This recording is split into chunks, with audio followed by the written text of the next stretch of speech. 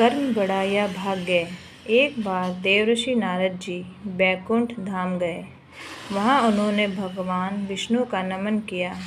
नारद जी ने श्री हरि से कहा, प्रभु, पृथ्वी पर अब आपका प्रभाव कम हो रहा है। धर्म पर चलने वालों को कोई अच्छा फल नहीं मिल रहा है। जो पाप कर रहे हैं उनका भला हो रहा है। तब श्री हरि ने कहा, ऐसा नहीं है देवर्षि। जो भी हो रहा है सब नियति के जरिए हो रहा है।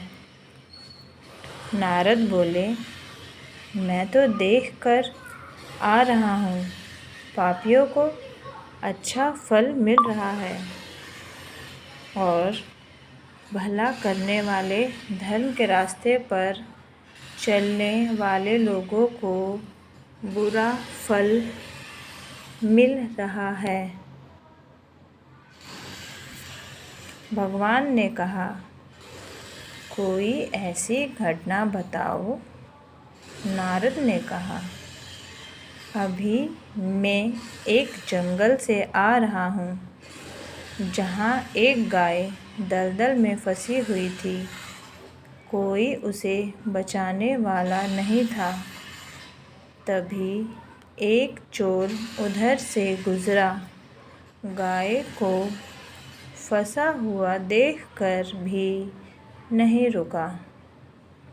वह उस पर पैर रखकर दलदल लांघकर निकल गया।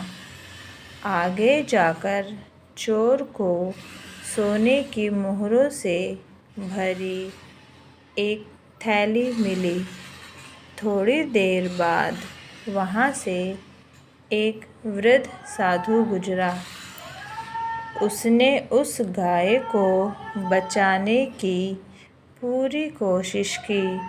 पूरे शरीर का जोर लगाकर उस गाय को बचा लिया, लेकिन मैंने देखा कि गाय को दलदल से निकालने के बाद वह साधु आगे गया तो एक गड्ढे में गिर गया। प्रभु, बताइए, यह कौन सा न्याय है। नारद जी की बात सुन लेने के बाद प्रभु बोले, यह सही है। जो चोर गाय पर पैर रखकर भाग गया था, उसकी किस्मत में तो एक खजाना था, लेकिन उसके इस पाप के कारण उसे केवल कुछ मोहरें ही मिली। वहीं उस साधु को गड्ढे में इसलिए गिरना पड़ा क्योंकि उसके भाग्य में मृत्यु लिखी थी, लेकिन गाय को बचाने के कारण उसके पुण्य बढ़ गए और उसकी मृत्यु एक छोटी सी चोट में बदल गई।